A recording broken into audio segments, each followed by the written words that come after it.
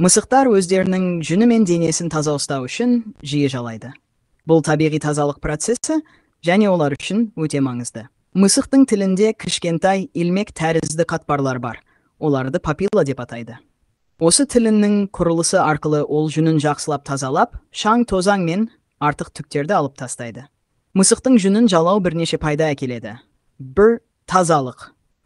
Жүнін жалау арқылы мысық денесіндегі кірлерді, терінің артық майын тазартады. Денесін сау әрі таза ұстайды. Температураны реттеу.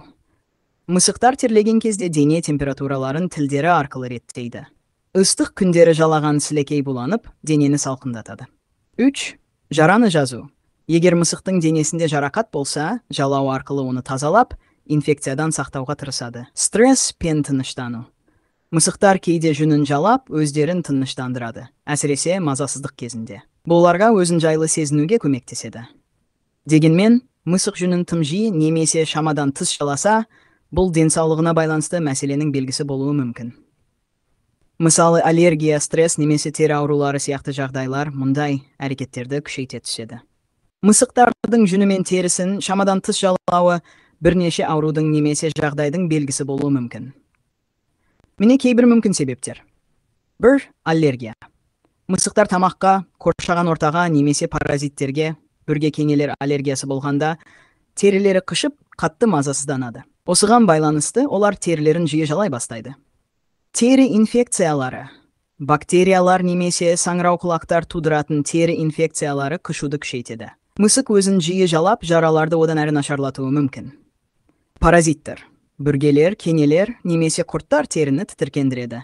Бұл мысықты жүнін қатты жалатуға мәжбүрлейді. Жарақаттар. Егер мысықтың денесінде көзге көрінбейтін жаралар немесе кесілген жерлер болса, ол жерді тазалап, жазу үшін жиі жалау әрекетін жасайды. Стресс немесе мазасыздық.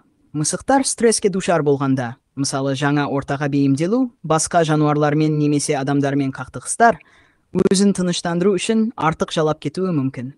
Бұл әрекет стресске реакция ретінде өздерін қауіпсіз сезінуге көмектеседі. Гипертиреоз.